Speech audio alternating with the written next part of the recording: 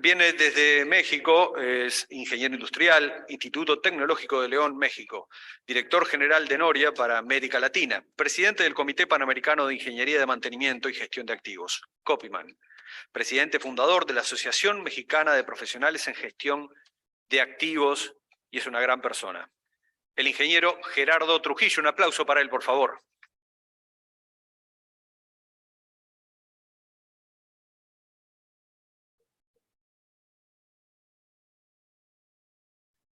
¿Cómo están? Muy buen día. ¿Cómo están? Muy buen día. ¿Cómo les puedo expresar la alegría de estar aquí? De verdad, es, es, un, es un gusto, es un placer. Mi corazón se llena de verdad de mucha alegría de ver amigos, ver gente conocida, de regresar a estar con ustedes nuevamente de una manera presencial. Bueno, hay algunos que nos acompañan también desde la plataforma, que se volvió un acompañante permanente para nosotros, pero necesitábamos vernos a la cara, vernos a los ojos, abrazar a los amigos. Y bueno, agradezco la oportunidad a todos aquí en Urumán por darme la oportunidad de estar con ustedes aquí. Es un cambio importante lo que les vengo a hablar el día de hoy. Normalmente hablo acerca de lubricación, que es mi especialidad. Normalmente hablo acerca de algunos temas que tienen que ver con la parte de las estrategias de mantenimiento. Pero pues la vida me dio alguna buena lección. Yo sufrí de contagio de COVID hace un poquito más de un año y medio casi, y estuve en una situación bastante complicada. Y mi recuperación me hizo entender un poco diferente el tema de la vida. La verdad que la vivo más en corto, más cercana, más en el disfrute de todos los días, la búsqueda por el abrazo de mis amigos, el decirles que los quiero más cercano, pero también hacia el pensamiento de qué pasa con el tema de mantenimiento. Nos enfocamos mucho, como decía don Enrique Elman, y recuerdo mucho esa conversación con él, que decía, esto no es solamente cosa de fierros, ¿sí? Es cosa de personas. Y desde entonces una frase traigo en mi mente y la trato de compartir con ustedes durante casi todas las oportunidades que tengo, que es la de personas confiables para máquinas confiables. O sea, pensar primero en la persona, el cómo hacemos que la persona sea confiable, porque con ello podemos conseguir que los métodos, los sistemas, las máquinas y lo demás funcione bien. O sea, enfocarnos en el tema de la persona antes que el de la máquina y antes que el del sistema, yo creo que hace mucha razón. Y eso es un poco lo que yo quiero compartir con ustedes. No solamente una visión acerca de la parte de la educación de la persona y cómo construimos nuestro plan de carrera, un poco más enfocado a la visión más corporativa de cómo nuestras empresas deberían ayudarnos a desarrollarnos en función de lo que son nuestros objetivos, y también de un plan de carrera dentro de la organización, y también dentro de un plan de carrera dentro de las responsabilidades que tenemos para hacer nuestro trabajo bien. Me acuerdo mucho de mis inicios en la parte de mantenimiento y confiabilidad, ya más allá de 30 años que yo empecé aquí. Obviamente con las dificultades de la época, no se rían, no había internet. De verdad, no había internet, no teníamos correo electrónico, todo lo hacíamos con libros y no había libros. Los libros uno los tenía que estar consiguiendo, y me acuerdo esas idas a la biblioteca de mi universidad, pues había que ir a sacar copias de los libros para poder estudiar, porque había un libro para todos, entonces no teníamos la posibilidad de hacerlo. Bueno, ahora la información es mucho más general, pero ¿cómo aprendimos? Aprendimos un poco, yo diría, desordenado. En mi área, la de lubricación, muy poco había, y había que estarlo, digamos, rescatando de diferentes lugares. Como me sentía yo un pepenador, alguien que va levantando lo que va encontrando en el piso para lograr un poco más de conocimiento. Y luego, en mi desarrollo como especialista en lubricación, me topo y me cruzo por ahí con Santi y con muchos más, con Henry Elman, con Lurival Tavares, después con mi maestro Drew Troyer en Estados Unidos y con muchas más personas que me hacen ver que la lubricación no es solamente la lubricación. O sea, que la lubricación es, digamos, el nicho más pequeño dentro del nicho del mantenimiento y dentro del nicho de la gestión de activos. Entonces, cuando veo hacia arriba, ¿verdad? Se abre un cono maravilloso a mis ojos y empiezo a ver el tema de que pues, la lubricación va dentro del mantenimiento y que el mantenimiento va dentro de lo que conocemos como la confiabilidad y al final acaba en el concepto de la gestión de activos.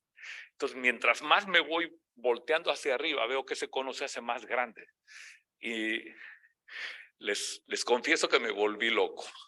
¿Sí?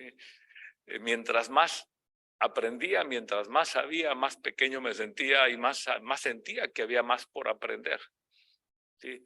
Y viendo las caras de ustedes y las que no alcanzo a ver en Zoom, yo sé que todo el mundo está sintiendo un poco con la cabeza, reconociendo que eso es mucho lo que nos pasa cuando estamos tratando de desarrollar nuestras competencias profesionales. Hay mucho por aprender. Y me volví loco porque de verdad yo quería aprender más y no aprendía más. O sea, cada vez veía que me faltaba mucho más por aprender. Hasta que en algún momento, no sé la razón por la cual dije, a ver, Gerardo, detente un poco y piensa qué estás haciendo. ¿Dónde estás? ¿Quién eres? Pero más importante, ¿qué quieres ser? O sea, tú quieres ser el que sabe todo de gestión de activos, quieres ser el que sabe todo de confiabilidad, quieres ser el que sabe todo de mantenimiento. Muy complicado. Yo creo que de toda la gente que tenemos aquí, pues normalmente trabajamos por especialidades, ¿sí? Por áreas específicas de conocimiento, monitorización de la condición, la parte de la gestión de los activos, la parte de la gestión de la estrategia, la parte de la excelencia operacional, pero todo el mundo como que vamos en un nicho. Bueno, ese es el alto en el camino que yo les propongo que veamos un poco en el contexto de lo que viene para que entonces identifiquemos a dónde queremos llegar y para qué necesitamos el conocimiento y qué conocimiento necesitamos para conseguir este avance. Sí traigo presentación, no sé, no me voy a quedar en esta lámina desde el principio, pero generalmente lo que tratamos justamente de hacer es esto. Bueno, la primera pregunta que tenemos que hacernos, y voy a hacer una pregunta en dos lados, siempre la voy a hacer para dos cosas. Voy a hacer la pregunta hacia la persona, o sea, hacia ustedes, pero también le voy a hacer la pregunta a la corporación. Le voy a preguntar a la organización, ¿qué queremos con un plan de entrenamiento? ¿Sí? Normalmente, un plan de entrenamiento lo vamos a empezar a diseñar porque tenemos fallas, ¿sí? Y cuando tenemos una falla decimos, bueno, quiero entrenar a mi gente para que resuelva este problema. Y específicamente eso es lo que hacemos. La segunda, porque tenemos un proyecto, bueno, vamos a hacer instalación, vamos a meter una planta nueva, vamos a tener un equipo nuevo, vamos a cambiar de proceso, vamos a automatizar la parte del monitoreo de condiciones, y entonces entrenamos a la gente hasta ese punto. La tercera es porque cambiamos un enfoque en la estrategia de mantenimiento y entonces ahora en vez de hacer mantenimiento, digamos, tradicional, nos vamos a meter al TPM y vamos a trabajar hacia la parte de la excelencia operacional o World Class Maintenance, cualquier cosa de ese estilo. Y entonces vamos y entrenamos hacia el respecto de la estrategia.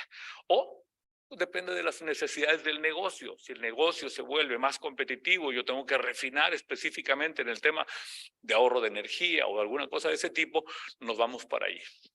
Las cuatro son válidas, ¿sí? Las cuatro pueden ser utilizadas como estrategias y como necesidades de mantenimiento, de educación, perdón.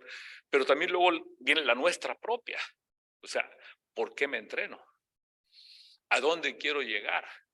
¿En qué me quiero convertir? Y esa es una pregunta que tenemos que hacernos, como les decía, en los dos lados. ¿Sí? La organización, ¿qué quiere de mí? Y yo, ¿qué quiero de mí? ¿Cuál es el camino que tengo que seguir para llegar adelante? Entonces, en el tema del diseño de un plan de educación, lo que tenemos que preguntarnos siempre es el por qué. O sea, ¿por qué me quiero entrenar? Y después voy a preguntarme, ¿qué es lo que quiero aprender? Y después de que sé qué, entonces, ¿quién va a ser esa persona que yo voy a elegir para que me dé mi conocimiento? Y ahí nos damos cuenta, perdón que me adelante un poco en el quién, pero ese es un concepto que es muy importante en este momento. Yo creo que la pandemia nos enseñó muchas cosas, ¿sí? Que cualquiera con una cámara de Zoom y con una presentación de PowerPoint ahora es instructor. Sin experiencia, yo, bueno, tuve mucho tiempo en esa época para meterme a varios cursos, a muchos cursos, y la verdad me daba tristeza. Y luego después de que me daba tristeza, me daba coraje. Sí, decía yo, bueno, ¿cómo es posible que alguien esté escuchando este tipo, decir esa cantidad de cosas sin sentido, sin conocimiento y muchas de ellas cerradas? Porque el daño que está creándole a quien cree que está aprendiendo es que después el proceso va a ser desaprender para poder volver a aprender.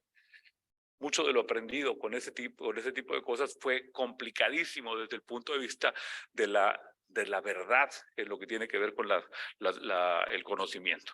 Y luego después el cómo. Y el cómo puede ser afortunadamente mucho más sencillo ahora. Tenemos las plataformas digitales, tenemos la educación presencial, la educación mixta. Todas ellas pues nos ayudan a manejar este tipo de conceptos. Dentro del plan de entrenamiento, ¿sí? Necesitamos, en resumen, 4 cosas, ¿sí? Para desarrollar nuestras competencias. Un marco de referencia, o sea, ¿qué hay? ¿Sí? Como por decir algo, el menú completo de lo que sería lo que podemos aprender. Imagínense la cantidad de cursos. Yo recuerdo haber tomado, no hay un muro, Santi, yo creo que tampoco tú tienes un muro donde puedas colocar todos los diplomas que has coleccionado durante el tiempo, ¿verdad? Ya están en una caja y ahí los vas poniendo porque nos volvimos coleccionistas de cursos. Y haber tomado un curso, yo recuerdo haber tomado un curso y después de 6 o 7 cursos más adelante, haber entendido lo del primero. ¿Sí? Porque no me hacía sentido, no tenía conexión uno con el otro. Entonces, ahí el concepto es, primero, identificar todo lo que hay, ¿sí? ¿Qué puedo aprender? Y luego tratar, pues no sé, como que ponerlo en cajitas, ¿verdad? Se me ocurren 3. Mantenimiento, confiabilidad y gestión de activos. Y entonces, ¿para dónde quiero ir? Bueno, yo quiero ser un especialista. Yo le quiero competir a José Durán en la parte de ser un gurú en el tema de gestión de activos. Bueno, pues entonces tengo que arrancar con la cajita de gestión de activos. O no, yo quiero ser un especialista en monitorización de la condición, que seguramente el mercado en este momento de la parte de la tecnificación, el Internet de las cosas, la prognosis, los conceptos que tienen que ver con algoritmos, es algo necesario. Bueno, pues entonces me puedo ir por aquel lado. Pero ese conocimiento es muy importante. ¿Qué hay para aprender? Y luego el segundo, y que me parece el más importante, que es, ¿qué necesito para hacer mi trabajo? O sea, ¿quién soy yo? Ahí es un poquito complicado, porque cuando estuvimos trabajando con este concepto, recuerdo que tuvimos discusiones muy interesantes con mi equipo, donde decían, bueno, es que el supervisor debe hacer esto, y el planificador debe hacer esto, y el programador debe hacer esto, y empezamos a ponerle las responsabilidades a cada posición. Pero luego nos pusimos a pensar que hay empresas donde sí hay un planificador, y hay un programador, y hay un supervisor. Pero hay empresas donde una sola persona cumple los 3 roles. Entonces no podemos enfocarnos solamente al concepto del puesto, sino al rol y a la responsabilidad. Y entonces nos vamos a pensar, a ver, si lo pongo muy sencillo, déjenme hablar de mi especialidad, que es la de lubricación. Ahí me siento un poco más cómodo. ¿Qué necesita una persona para poder aplicar grasa a un rodamiento? ¿O qué necesita un especialista que está a cargo de darle el cuidado a un sistema de lubricación tan complejo como puede ser el complejo de un turbocompresor? Son los mismos conocimientos. No. Necesitamos de un lado un conocimiento, o sea, el conocimiento del qué, el por qué y el para qué. Y luego después necesitamos las habilidades, el cómo y el con qué. ¿Verdad? Yo tengo que saber por qué sale coque en el aceite, ¿sí? ¿Qué es lo que puede ocasionar que el coque salga? ¿Qué puede ocasionar que el aceite se degrade a tal manera que pueda convertirse en su origen, que es un carbón, es un hidrocarburo? Entonces, ¿qué conocimiento necesita tener? ¿Una mezcla de lubricantes puede provocar que haya coque o no? Eso es lo que tiene que saber para después ejecutarlo correctamente. Y entonces vamos sacando una lista específicamente de cuáles son los conocimientos necesarios para desarrollar nuestro trabajo. Primero conocimientos y después habilidades. No sé si nos queda claro el concepto, ¿sí? Cuando ustedes van a conducir un auto, primero tienen que saber el reglamento de tránsito, dónde están las llaves, dónde está el pedal de freno, dónde está el pedal de las velocidades, cómo se cambian las direccionales. Y después les dan las llaves y empiezan a conducir. ¿Sí? Esos son los dos conceptos con los que trabajamos en la parte del conocimiento. Y después, bueno, habilidad, decíamos, desarrollar ese concepto de cuáles son estas habilidades, estas competencias necesarias para cumplir con estos roles. Bueno, ya vi todo este listado, ya vi cuáles son mis roles, ya vi cuáles son mis competencias, pero ¿qué tan profundo tengo que saber las cosas? ¿Sí? Creo que se movió la presentación. ¿O se nos perdió la conexión? Bueno, yo voy a continuar, o nos esperamos a que también los que nos acompañan en Zoom se reconecten. ¿Qué tan profundo tengo que llegar en la parte del conocimiento? O sea, ¿hay que convertirse en un experto en todos los temas? ¿O con saber un poco es suficiente? ¿O un poco más? ¿O un poco más? O sea, ¿cuánto tengo que aprender de cada cosa? Sí. Bueno, ese es el elemento que yo considero que es de lo más relevante en la planificación de lo que es, qué es lo que tenemos que aprender. ¿Sí? ¿Me avisas? Muy bien. Regresamos a antes. ¿Lo controlo yo? Aquí está. Muy bien. Entonces, de ese conocimiento, de eso que tengo que hacer, vamos a dividirlo en 3 grupos. Lo que son, afortunadamente, empiezan a llegar ya a nuestra mente el concepto de las habilidades blandas.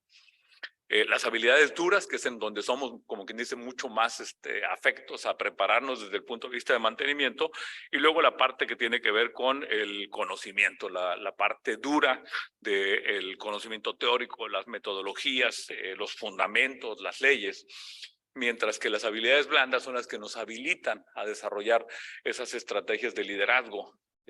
Les comento que la semana pasada en el Congreso de Chile, nosotros tuvimos de las 39 conferencias que presentamos, 9 fueron específicamente del tema de habilidades blandas.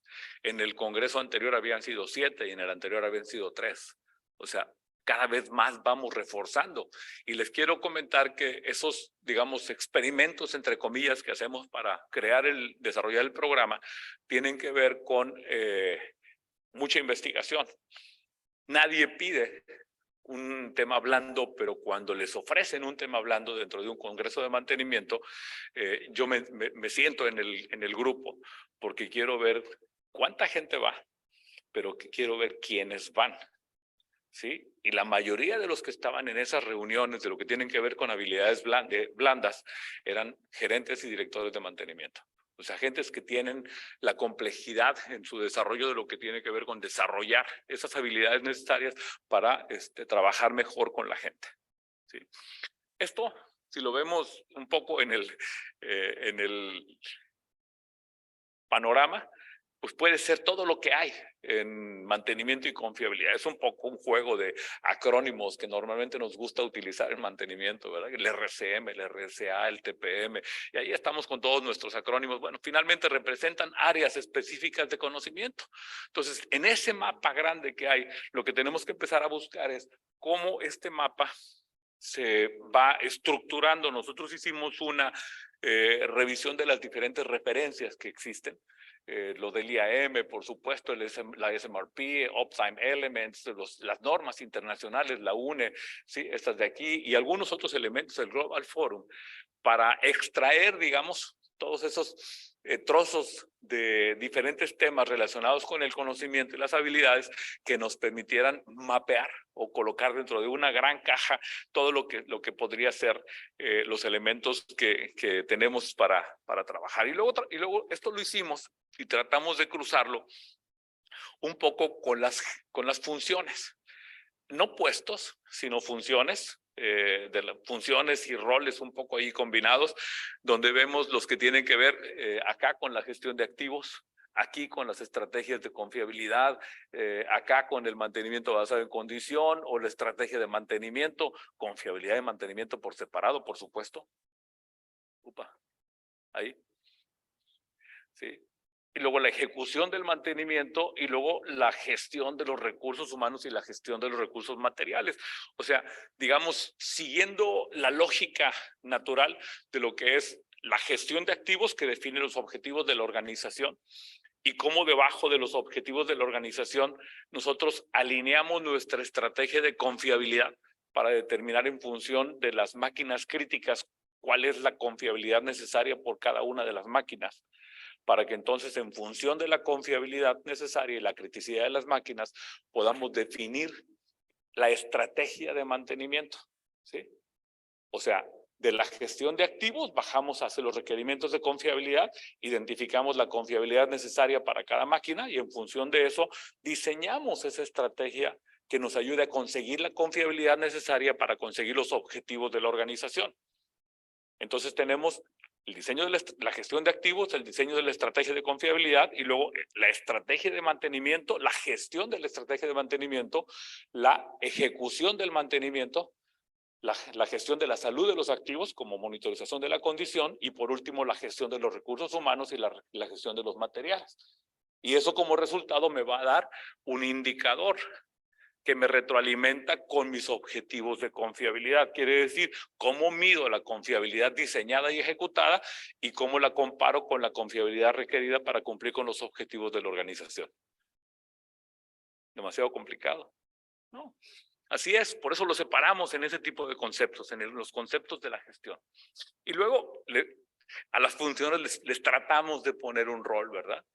Y aquí el concepto es, bueno, si tú vas a hacer planificación de mantenimiento y vas a hacer también la supervisión del mantenimiento y vas a hacer también la programación, esto es lo que tienes que saber. O sea, no vas a saber lo de una, tienes que saber lo de las tres funciones porque estás ejecutando las tres funciones. Ahí es donde se complica un poco el contexto y entonces te das cuenta que tú no puedes diseñar planes tan genéricos, más bien planes específicos para la persona en función de lo que sabe y lo que debe saber para su puesto. Y luego lo que sabe debe saber y luego lo que debería saber posteriormente si es que lo vas a mover en otra posición o si es que tienes un plan diferente dentro de la organización hacia el futuro. Muy bien. Entonces, ya le ponemos ahí un poco los diferentes roles que pudieran existir en la organización relacionados con la parte de mantenimiento. Y por último, el concepto de qué tan profundo. Sí, la taxonomía de Bloom es un elemento que se utiliza dentro de lo que es el concepto de la educación de adultos. Sí, la educación de los niños o la educación primaria fundamental es la pedagogía. Cuando hablamos de la de adultos es la andragogía, que se mueve un poco más en el tema de, curiosamente, de desaprender. ¿Sí? Muchos de nosotros hemos tenido que desaprender, otras cosas las hemos ido aprendiendo en el paso del tiempo, pero tiene que ver con ese concepto. Son 6 niveles de los que maneja la taxonomía de Bloom. Aquí están simplificados y no es el concepto exacto. Léanlo o si alguno de ustedes tiene un poquito más de curiosidad, hay muchísima literatura relacionada con la taxonomía de Bloom, que es qué tanto tenemos que aprender de una área en particular. Aquí está la más sencilla, ¿verdad? Que te acuerdes de algo, ¿sí? Que recuerdes un concepto y luego te vas a que lo entiendas, a que lo apliques, a que lo analices, a que lo evalúes o a que crees que seas posible de transformar y crear y producir con base al conocimiento que tienes, un poco más hacia el tema de la investigación. Pero conforme nosotros vamos definiendo qué quiero saber, para qué lo quiero saber y qué tan profundo quiero saberlo, entonces estamos prácticamente diseñando a mano, ¿verdad? El contexto de lo que tiene que ser nuestro plan de educación. Y recuerden que aquí estamos hablando en 2 lados, otra vez, personal y corporativo. sea, los que tengan responsabilidades corporativas, piénsenlo como corporativos. Los que tengan a su cargo personal de mantenimiento, piénsenlo de esa manera, pero también piensen qué necesitan desde la perspectiva del crecimiento personal y del desarrollo personal. Esta lámina, tuve la tentación de iniciar mi presentación y terminar mi presentación solamente con ella, pero como es tan llena de información, prácticamente resume lo que hemos ido viendo en las láminas anteriores. Si nosotros trabajamos en la educación, ¿en función de qué? En función de una necesidad, de un proyecto, de una solución de problemas, de algún nuevo cambio de tecnología o cambio de estrategia de mantenimiento. Entonces arrancamos de aquí y luego nos vamos a analizar los roles de las personas. Vamos a analizar los roles, las responsabilidades y vamos a identificar qué tienen que hacer para que entonces en función de esto identifiquemos qué tienen, en qué nivel de competencia tienen que aprender. Nos vamos desde el nivel básico hasta el nivel más avanzado y entonces nos vamos hacia las tres áreas de conocimiento. Las áreas de conocimiento que tienen que ver con habilidades blandas, las que tienen que ver con habilidades duras y las que tienen que ver con conocimiento, y hacia abajo empezamos a identificar cuáles son los elementos en cada una de esas áreas que nuestra posición o nuestro plan de educación tuviera que estar desarrollado. Si nosotros trabajamos en una forma organizada, si queremos obtener el máximo de nuestros recursos de educación en el menor tiempo posible, yo creo que ese sería un enfoque, digamos, mucho más estructurado. Dos cosas aprendí yo en el tema de andragogía. A nadie le frustra más la parte de la educación que le enseñen algo que ya sabe o que le enseñen algo que no necesita. Yo creo que todos en la escuela sufrimos un poco de ese tema, ¿verdad? No sé si se acuerdan de algunas clases en la universidad donde decíamos, ¿y esto yo para qué lo quiero, verdad? Y automáticamente nuestra mente lo dejaba a un lado.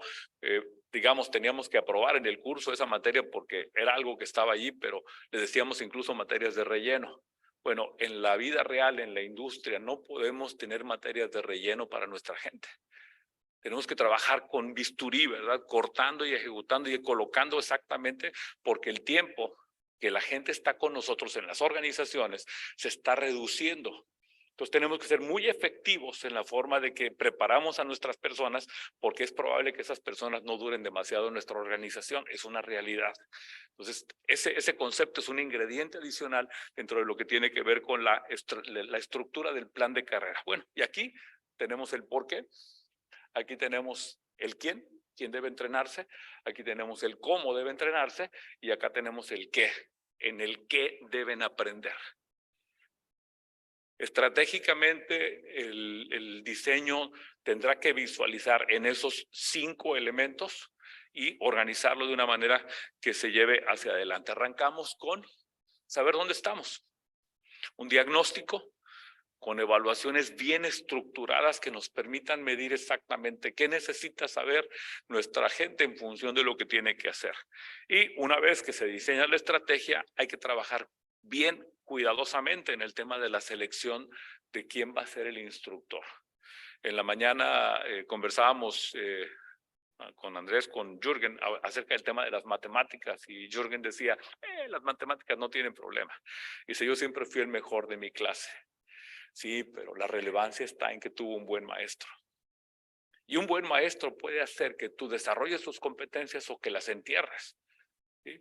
Yo recuerdo perfectamente, yo tuve un extraordinario maestro de matemáticas, me acuerdo muy bien. Yo también fui el mejor de mi clase en matemáticas.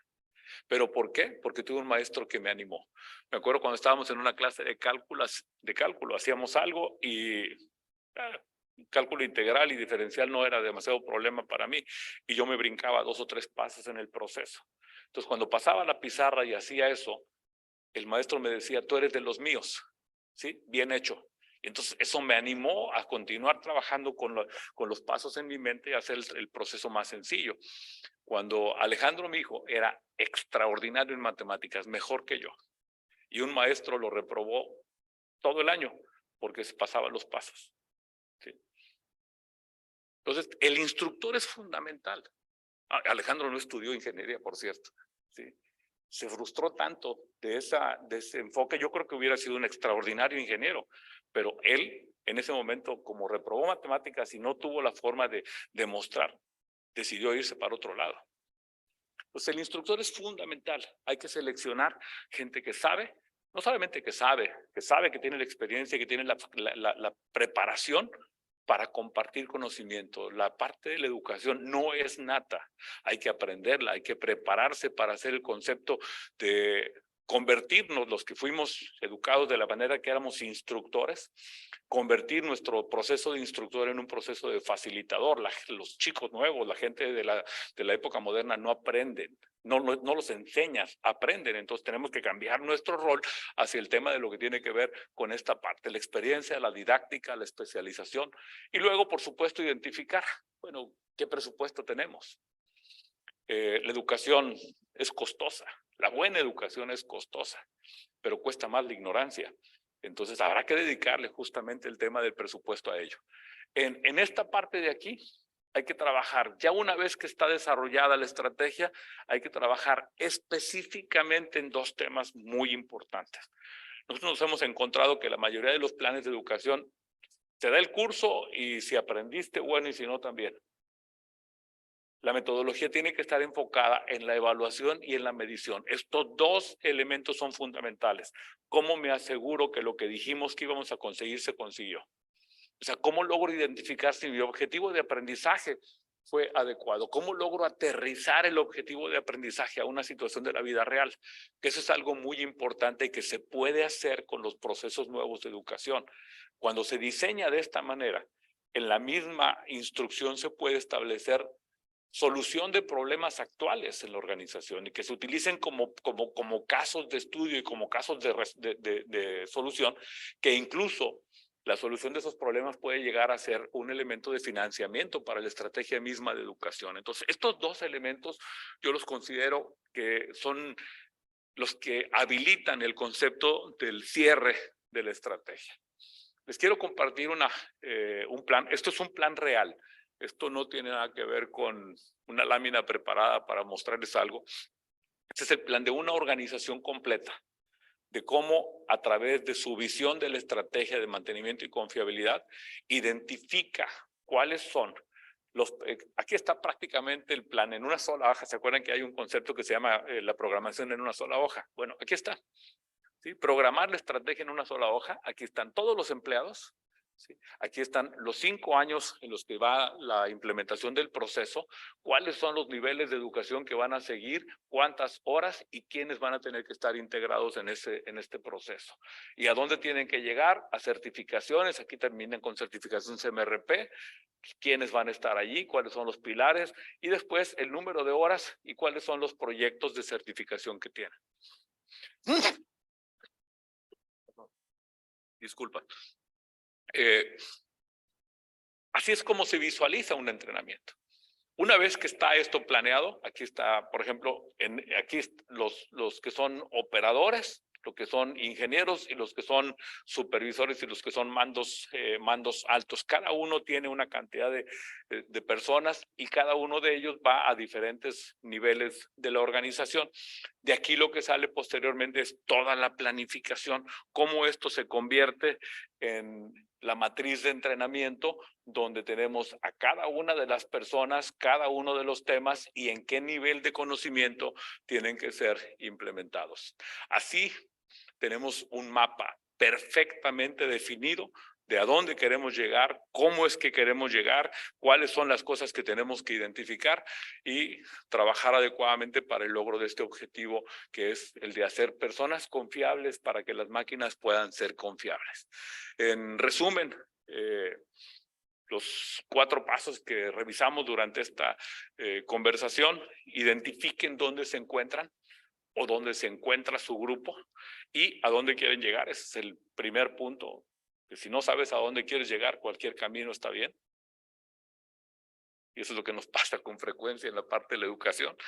Identifiquen los conocimientos, las competencias duras, las competencias blandas de cada responsabilidad. Y luego definan la dimensión del conocimiento. ¿Qué tan profundo? ¿Sí?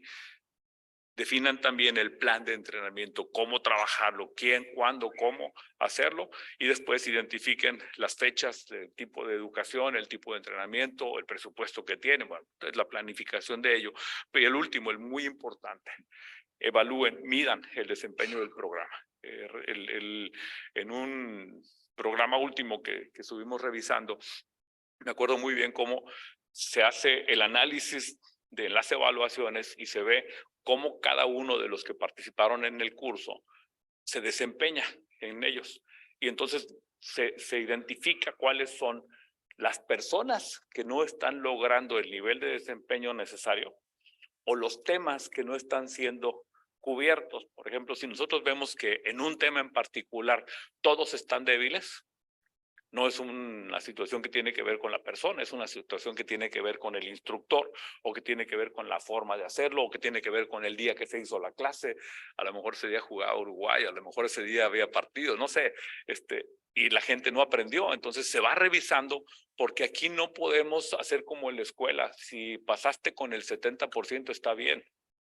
No. Aquí tenemos que lograr que se tenga el conocimiento y las competencias para cada una de las responsabilidades. Yo no puedo aceptar que alguien en mi organización no sepa hacer algo para lo cual yo lo estoy enviando. Acuérdense, Santi no me va a dejar mentir, cuando tenemos una falla severa y analizamos la causa humana, por lo general vamos a encontrar, no sabe, no puede o no quiere. Y el no sabe está aquí, porque lo estamos poniendo a hacer algo para lo que no está preparado. Es una responsabilidad no de la persona, es una responsabilidad de la organización que lo puso a hacer algo para lo cual no estaba preparado. El no puede es que no le damos los elementos y no le damos los recursos, no le damos las herramientas para hacerlo. No tiene el software, no tiene la herramienta, no tiene la pistola de engrasar, no tiene el medidor de formación de barniz, no sabe, no puede. Y si no quiere, probablemente también sea una responsabilidad de la organización. No hemos logrado motivarlo lo suficiente para que él esté haciendo algo que le gusta hacer. En la conferencia que di la semana pasada mencionaba yo una cita que leí, que la línea entre lo que uno debe hacer y entre lo que uno quiere hacer tenderá o deberá tender a desaparecer. Quiere decir ese famoso dicho de que si te apasionas con tu trabajo no vas a tener que trabajar nunca. Bueno, con eso me quiero despedir con ustedes. Personas confiables para máquinas confiables. Muchas gracias.